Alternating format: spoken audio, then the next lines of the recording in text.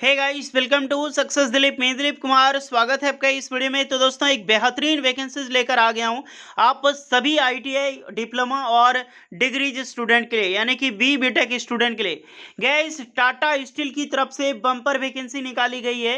India का सबसे बड़ा स्टील कंपनी टाटा स्टील की तरफ से परमानेंट की जॉब निकाली गई है, और ये टोटली परमानेंट जॉब है। चाहे आप आईटीआई पास आउट हो, डिप्लोमा हो या फिर बीटेक हो, that is massive opportunity. Tata steel की तरफ से बैक टू बैक वैकेंसीज निकल रही है। एक ऐसी डिपार्टमेंट है जितनी फैसिलिटी आपको गवर्नमेंट यानी कि सरकारी नौकरी में मिलती है, अगर मैं कहूं कि आपको उससे भी ज्यादा फैसिलिटीज आपको टाटा स्टील प्रोवाइड करेगी। जी हाँ दोस्तों, अगर आप सरकारी नौकरी के चाहत में हैं तो बेस्ट एग्जांपल है टाटा स्टील। टाटा स्टील भी एक बार जॉब लग जाओ तो कभी वो छोड़ते नहीं है, किस तरह की क्वालिटी हो। टोटली जैसे गवर्नमेंट जॉब होती है, चाहे टीए हो, डीए हो, एचआरए, सब देती है टाटा स्टील में। और जो एचआरए यानी कि रूम प्रोवाइड किया जाता है एकोमोडेशंस की, वो एसएससी सीजीएल जैसा रूम होता है यार। टिस्को की अगर देखने जाओ आपका जमशेदपुर में, तो वही रेलवे के अगर ग्रुप डी में जॉब लग जाए तो कबाड़ खाने जैसा रूम मिलता है। हालांकि थोड़ा नया किया है, लेकिन इससे कहीं बेहतर रूम मिल दिया जाता है टाटा स्टील के कर्मचारियों को गाइस। और प्रमोशन की बात ही मत पूछो, आपके में कैपेबिलिटी जैसे ही होगी प्रमोशन भी मिलेगी। पेंशन की सुविधा सब मिलती ही है। रिटायर करते हो तो उसका अलग से आपको पैकेज मिलता है। तो जितनी फैसिलिटीज गवर्नमेंट में है उतनी टाटा स्टील में है। इसीलिए मैं हमेशा फेयर करता हूँ, अगर दोनों में वैकेंसी निकले तो टाटा स्टील को चूज करना यार, बहुत रॉयल जॉब है ये। ओके, तो यहीं से वैकेंसी निकाली गई है। अब जिस जिस भी कैंडिडेट का टाटा स्टील में ड्रीम जॉब है, चाहे आप आईटीआई हो, डिप्लोमा हो, डिग्री हो, सारे अपना ब्रांच और अपनी फैसिलिटीज जरूर कमेंट करके बताएं। चलिए डिटेल में बात करते हैं नोटिफिकेशन वाइज कौन कौन से ट्रेड और ब्रांच के लिए वैकेंसीज है, eligibility condition, age limit, selection process वगैरह टोटली क्या होगा, और मैं सब कुछ बताऊंगा कि फॉर्म भी कैसे भरना है। सब कुछ बताऊंगा, तो वीडियोस को ध्यानपूर्वक देखना, कहीं पर भी डाउट नहीं होने दूंगा मैं आपको। चलिए अब वीडियोस को स्टार्ट करते हैं। सो गाइस, ये है आपका official notification. Tata steel application are invited for the below mention position to be deployed for work at Tata steel Kalinganagar. यानी कि जितनी भी पोस्टें होगी वो आपका जो कंपनी डिप्लॉयड है टाटा स्टील कलिंगानगर, कलिंगानगर पड़ता है उड़ीसा में। तो जितने भी कैंडिडेट का पोस्टिंग होगा, सिलेक्शन होगा, सबकी जो पोस्टिंग होगी वो आपका उड़ीसा में होगी। ओके, वैकेंसीज का डिपार्टमेंट है टीएसके बोलते हैं, टीएसटीएसएल, यानी कि Tata steel technical service limited में। यहीं पर आपकी जॉब्स लगने वाली है गाइज, यही आपकी लोकेशंस होगी। वैकेंसीज अगर आप देखा जाए तो लोकेशन ऑपरेशन में बता चुका हूँ, टोटली आपका उड़ीसा होगा। मिनिमम एजुकेशनल एंड क्वालिफिकेशंस ध्यान से देखना गाइज, क्योंकि यहाँ पर आप सभी कैंडिडेट के लिए बहुत बड़ी इंफॉर्मेशन है। आईटीआई स्टूडेंट के लिए कैंडिडेट मस्ट बी मैट्रिक। सबसे फर्स्ट ऑफ ऑल आपका 10th पास होना बेहद ही जरूरी है। 10th पास में अप्रॉक्सीमेटली 50% मार्क्स होनी चाहिए यार, अगर आप टाटा स्टील में जॉब करना चाहते हैं तो। और उसके बाद आईटीआई पास आउट चाहिए। अब आईटीआई कौन कौन से ट्रेड से होगा, इलेक्ट्रिकल और मैकेनिकल। अब इसमें कौन कौन से ट्रेड आते हैं इलेक्ट्रिकल में देखो, electronic mechanic first of all, सबसे पहला तो इलेक्ट्रिशियन है। और जितनी भी वैकेंसी निकलती है टाटा स्टील में, उसका 70% जो पोस्ट होता है ना गाइस, ओनली इलेक्ट्रिशियन वालों के लिए ना होता है। मान लो अगर इसमें 1000 बच्चों को हायरिंग मिलती है तो लगभग 50 जैसे कि लगभग 5 से 600 स्टूडेंट ऐसा होंगे जो सिर्फ इलेक्ट्रिशियन को हायर किया जाता है, क्योंकि सबसे ज़्यादा हायरिंग इसी की होती है। उसके बाद जैसे इलेक्ट्रिशियन हो गया, इलेक्ट्रॉनिक मैकेनिक, वायरमैन हो गया, तो लाइनमैन हो गया, ये सारे ट्रेड इलेक्ट्रिशियन में आते हैं, इलेक्ट्रिकल ब्रांच में आते हैं। नेक्स्ट हो गया मैकेनिकल ब्रांच में हो गया जैसे कि फिटर, मशीनिस्ट, वेल्डर, टर्नर, इस तरह के जो पोस्टें हैं मैकेनिक से रिलेटेड हो गया, वो आपका मैकेनिकल ब्रांच में आते हैं। तो जो मैंने ट्रेड का अभी नाम लिया है वो सारे ट्रेड मैकेनिकल में आप अप्लाई कर सकते हैं। बट ध्यान रहे, आप आईटीआई पास आउट हैं, आपका ट्रेड भी मैच कर रहा है विद एआईटीटी, यानी कि एनएसी जो कि नेशनल अप्रेंटिसशिप का सर्टिफिकेट है, वो मैंडेटरी है, कंपलसरी है, जरूर होना चाहिए। ध्यान रहेगा इस जितने भी कैंडिडेट अप्लाई कर रहा है, आईटीआई पास आउट चाहिए रिलेवेंट ट्रेड से प्लस एनएसी। तो आजकल इंडिया में बहुत सारे कैंडिडेट हैं जो एनएसी करके बैठे हैं, तो आजमाओ, अपनी अपनी तक की बहुत अच्छी खासी अपॉर्चुनिटी निकाली गई है, इसमें जाकर अप्लाई करें। एज की मैं बात करूं, 18 साल से लेकर 35 साल के स्टूडेंट अप्लाई कर सकते हैं। एज जो आपका 1 अक्टूबर 2023 को काउंट की जाएगी। और प्रेफरेंस मिलेगी अगर कोई उड़ीसा से कैंडिडेट अप्लाई कर रहा है, ये मत समझ लेना कि उड़ीसा वाले ही अप्लाई कर सकते हैं।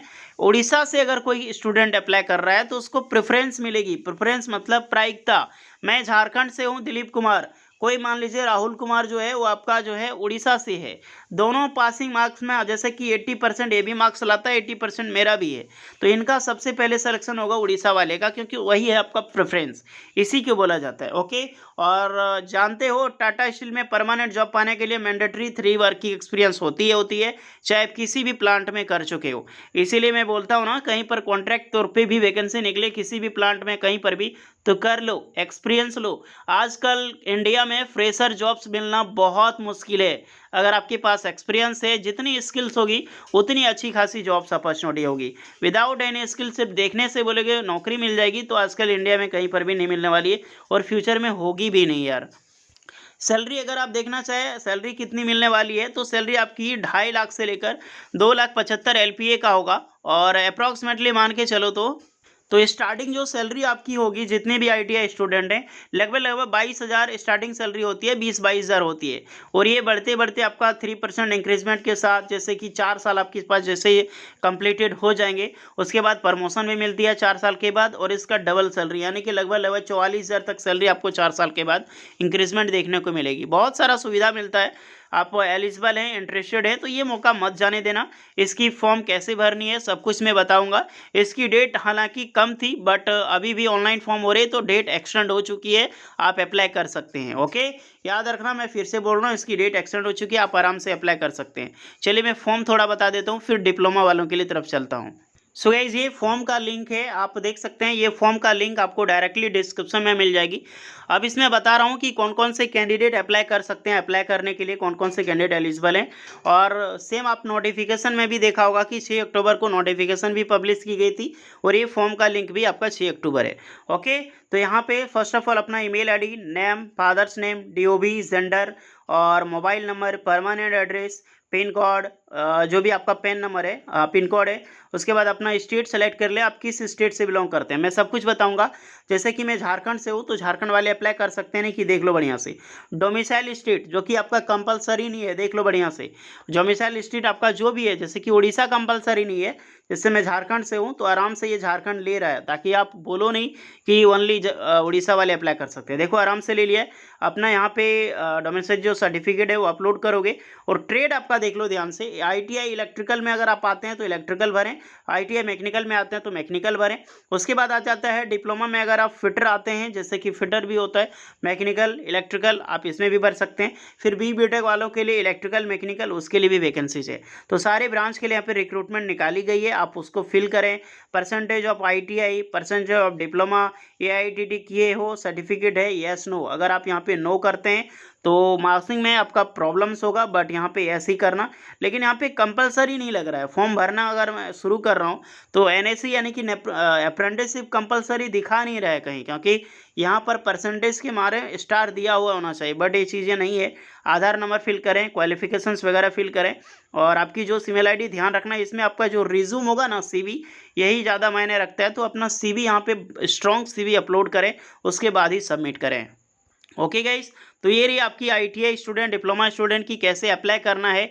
TSL जो आपका कलिंगानगर में अभी निकाली गई है वैकेंसी। ये फॉर्म भरने में आपको अगर दिक्कत आ रही है तो बेझिझक कमेंट करके बताएं, मैं फॉर्म भरने वाली वीडियो बना दूंगा, ताकि आपको दिक्कत ना हो, और होपफुली आपको कम से कम फीडबैक मिल जाए। ओके गाइस, तो जल्दी से कमेंट करके बताना फॉर्म वाली वीडियो चाहिए या फिर नहीं। कुछ डाउट है तो बेझिझक कमेंट करना।